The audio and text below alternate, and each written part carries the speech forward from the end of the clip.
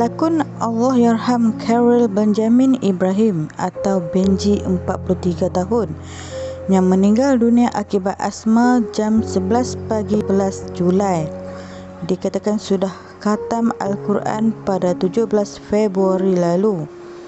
Ia berikutan tular di media sosial mengenai surat yang difahamkan daripada panitia khatam Al-Quran dari Masjid At-Taubah Lapas Kelas 1 Medan yang menunjukkan nama Benji tersenarai bersama 6 peserta lain.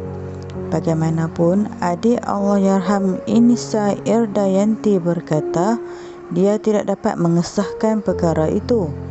Saya minta maaf kerana kami tak pasti berkenaan perkara ini.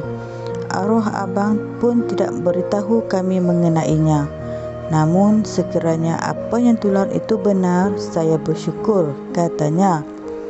Benji menghembuskan nafas terakhir di Royal Prima Hospital Medan, Indonesia. Enisa juga memaklumkan jenazah pelakon drama Kerana Cintaku Sairah itu akan dikebumikan di tanah perkuburan Tanjung Gusta, Medan, Indonesia. Menurutnya, mereka dimaklumkan mengenai berita kematian Benji selepas kakaknya Elza menerima panggilan daripada pihak penjara di Medan memberitahu Benji tidak dapat bernafas akibat asma.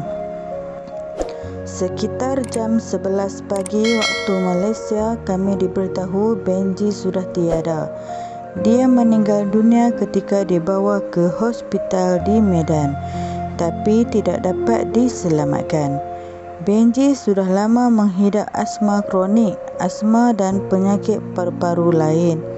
Arwah juga dilaporkan banyak kali masuk dan keluar hospital dalam tempoh beberapa tahun ini, katanya.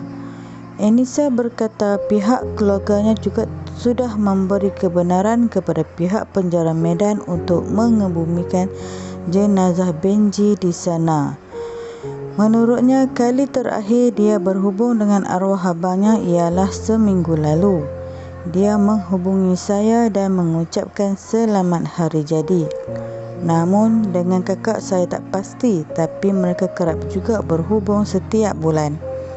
Tak silap saya, arwah juga ada menghubungi bapa pada hari bapa baru-baru ini, katanya.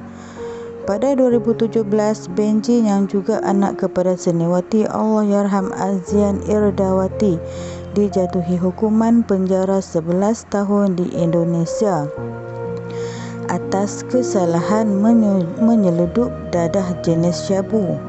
Allahyarham Benji pernah mendirikan rumah tangga dengan Safia Stephanie Carling Lee pada Februari 2004 dan bercerai pada 2013. Hasil perkongsian hidup itu, mereka dikurniakan anak lelaki, Firdaus Juan Benjami, 16 tahun. Mengulas kali terakhir berhubung dengan arwah abangnya, Inisa berkata arwah ada menghubunginya minggu lalu untuk mengucap selamat ulang tahunnya yang ke-31. Inisa berkata kakaknya Elza Irdalina paling kerap menghubungi arwah disebabkan mengirimkan wang kepadanya untuk membeli ubat dan makanan setiap bulan. Setiap bulan Elza akan mengirimkan wang untuk arwah.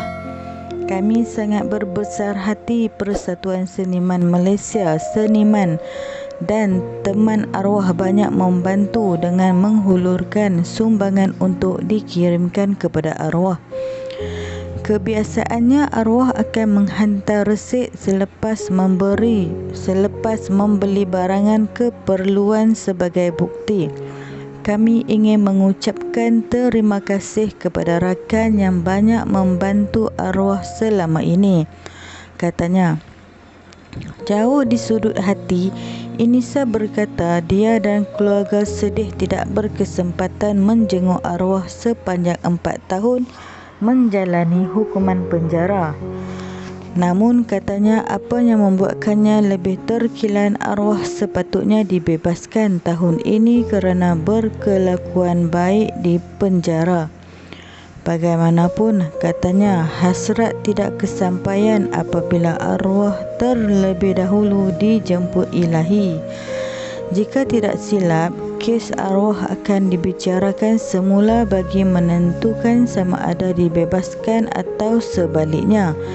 Pada tahun ini, arwah kemungkinan dibebaskan kerana berkelakuan baik, tetapi nampaknya arwah ditakdirkan berada di bumi Medan buat selama-lamanya. Itu sahaja yang membuatkan kami sekeluarga terkilan. Bapa menerima pemergian arwah dengan reda. Bagaimanapun, saya terpaksa memegang telefon bimbitnya kerana tidak mahu bapa diganggu memandangkan mempunyai masalah jantung. Saya juga tidak mahu bapa mengalami serangan panik, katanya. Terdahulu, berita pemergian aktor yang pernah diangkat pelakon lelaki terbaik anugerah skrin TV3 pada tahun 2002 itu tular di kalangan rakan artis dan ia dipercayai daripada maklumat bapaknya, Khairil Anwar Zainal Mukhtar Rashidi. Sementara itu, Setiausaha Agung Seniman Hafiz Nafiah berkata, pihaknya sedang berhubung dengan Konsulat Jeneral Malaysia di Medan dan Penjara Jantung Gusta untuk pengurusan jenazah arwah. Setakat ini, maklumat yang diterima, jenazah sudah menjalani pelbagai prosedur di hospital, namun disahkan bebas jangkitan COVID-19. Jenazah sudah dibawa ke Rumah Sakit Bhayangkara Brimob untuk urusan mandi, kapan dan pengebumian. Jenazah akan dikebumikan di tanah perkuburan Tanjung Gusta sebelum zuhur waktu tempatan esok, katanya dalam satu kenyataan dikeluarkan petang ini. Hafiz berkata seniman sudah menghubungi keluarga. Mereka bersetuju arwah dikebumikan di Medan disebabkan wasiat dan pesanan arwah jika meninggal dunia. Urusan jenazah dan pengebumian arwah diuruskan Konsulat Jeneral Malaysia dan Penjara Tanjung Gusta. Bagaimanapun, kos perlu ditanggung oleh waris. Seniman akan cuba membantu untuk memudahkan urusan pengebumian arwah di Medan, katanya.